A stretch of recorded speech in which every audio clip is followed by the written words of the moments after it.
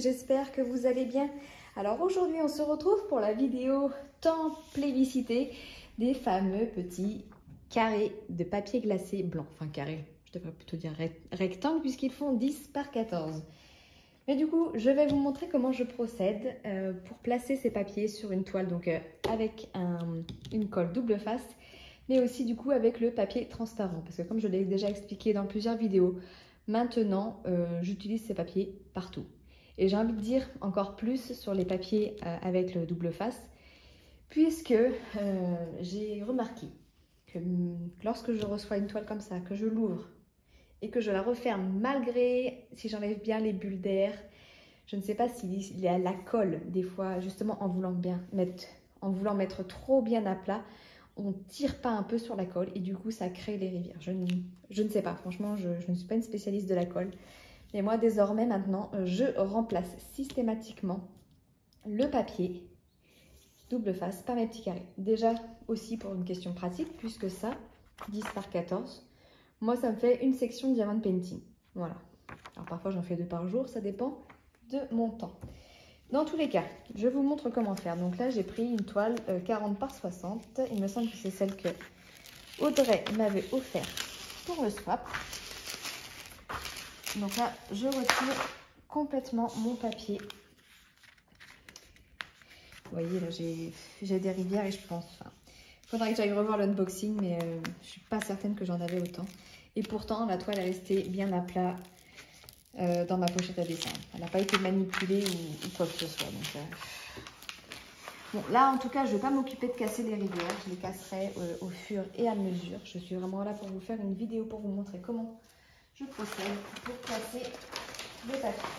Alors, chose à faire, hein, et qu'il y en a... et c'est très bien, je trouve. Et c'est ce que je vais faire aussi d'ailleurs maintenant, même si là j'ai acheté 200 petits rectangles, mais il y en a qui récupèrent le papier et qui vont découper les rectangles dans ce papier-là. Et vous avez tout à fait raison de le faire. Alors, voilà, là j'ai complètement ouvert ma toile.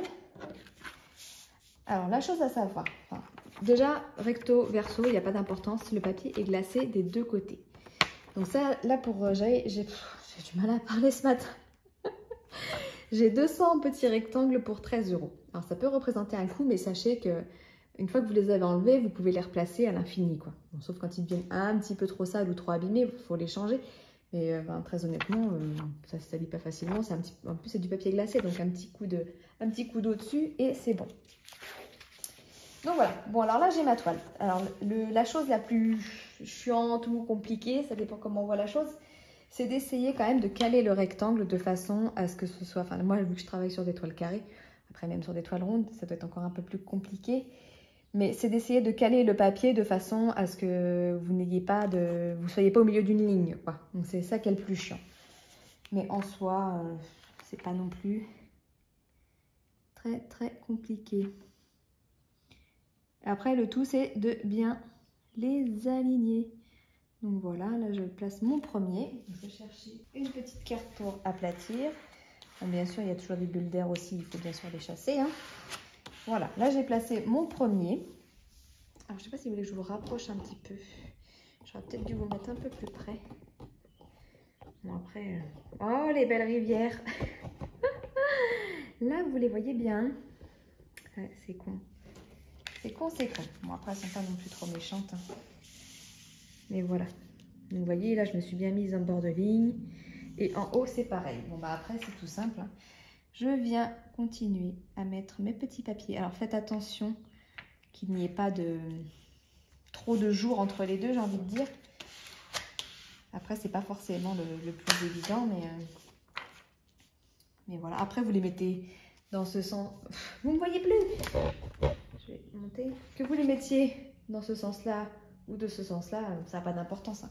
C'est comment vous souhaitez travailler votre toile aussi. Et puis en fonction de la taille de la toile aussi, hein. Hop. Voilà, de bien caler.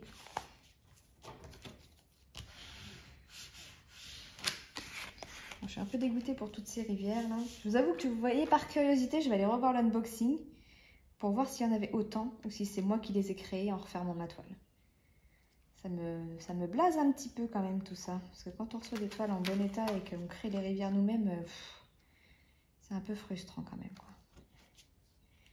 Alors ça peut prendre un peu de temps. Là, c'est une petite. En plus, j'essaie de m'appliquer pour bien vous montrer comment faire. Mais vous voyez, déjà, je suis plus sur ma ligne, là.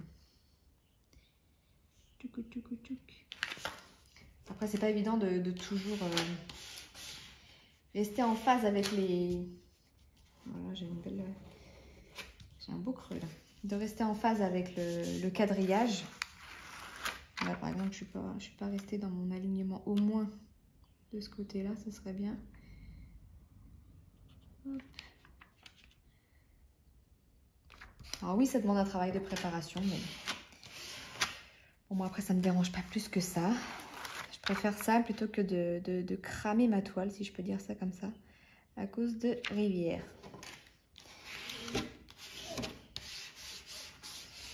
J'ai quelques petits blancs là. Je sais pas si vous voyez bien ce que je suis en train de faire. Je pense que je vais vous reculer maintenant que de toute façon vous avez compris qu'il faut essayer de suivre au maximum le quadrillage. Bon, j'ai des petits espaces, mais ce n'est pas grave. Je vais vous reculer. Je vous montre comment je procède sur toute la toile. J'ai fait exprès de ne pas en prendre une trop grande. Alors après, si vous voulez, vous pouvez avancer la vidéo. Il n'y a pas de souci. Ou j'accélérerai peut-être...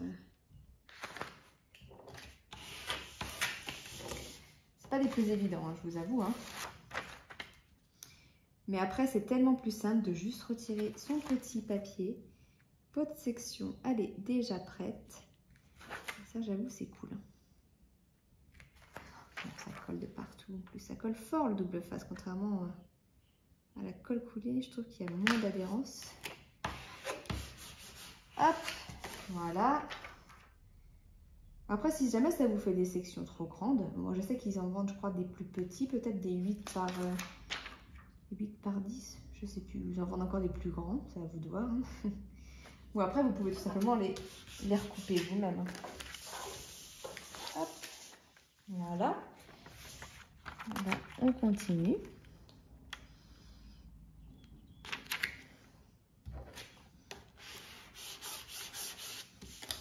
Donc là, vous voyez, forcément, mon papier va bien dépasser.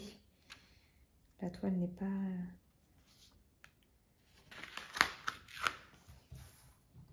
n'est pas assez grande.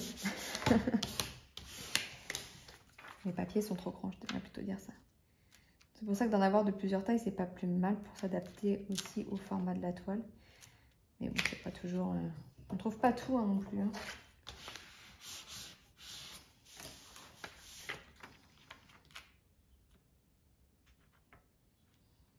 Hop là. Bon, après, s'il se chevauche, j'ai envie de dire... Mais elle est bourrée de rivières, c'est pas possible, je l'ai pas reçue comme ça. Ça me... Je sais pas si vous les voyez là. Ah, pas trop. Regardez ça. Là. Il y en a partout. Je suis dégoûtée. Clairement, clairement.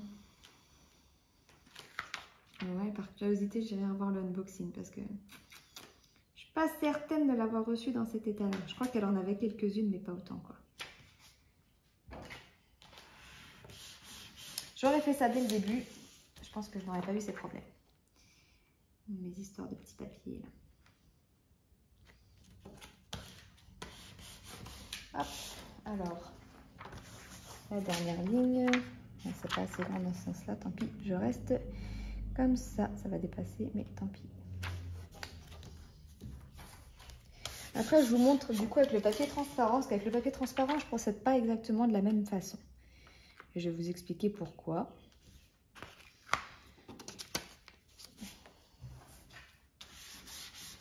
J'ai quelques petits espaces. Oh là là, il y en a partout des rivières, c'est noir. Je fais ça assez vite, je pense que je le referai correctement après hors caméra, mais j'ai pas envie de vous gonfler non plus avec tout ça.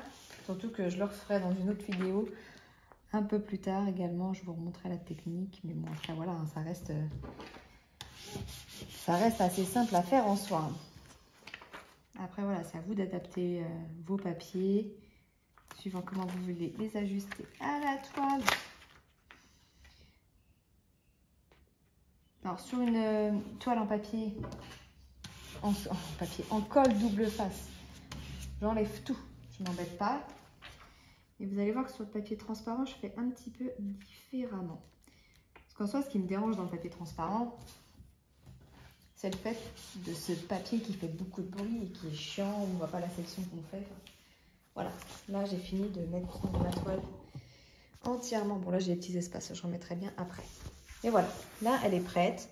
J'ai mes sections, du coup je sais que celles-ci, elles seront plus petites vu que ça dépasse.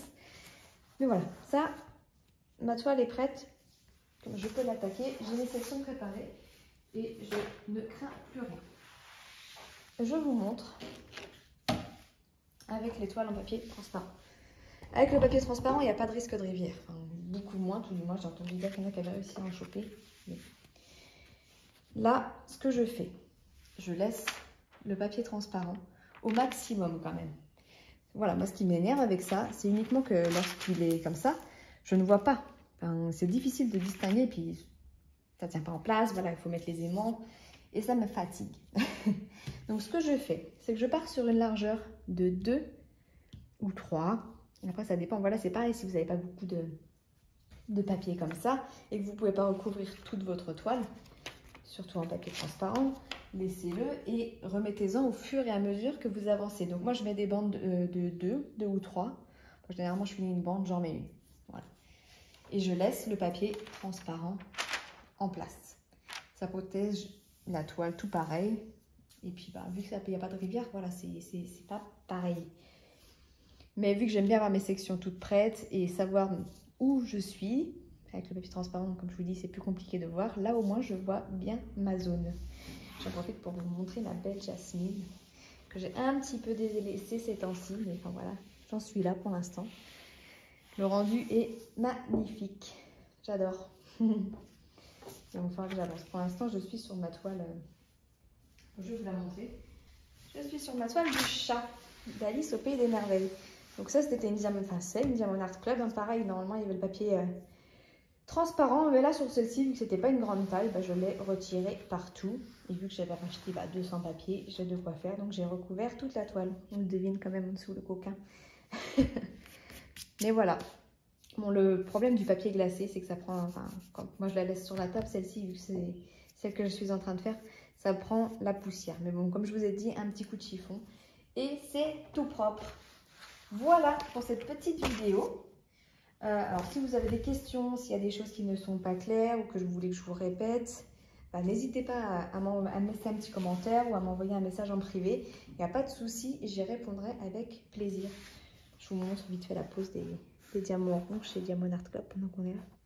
Ils sont magnifiques. Hein. Alors, par contre, je suis un peu déçue avec cette toile-là. Parce que normalement, les diamants sont censés être phosphorescents à certaines zones. Là par exemple. Ceux-ci, là.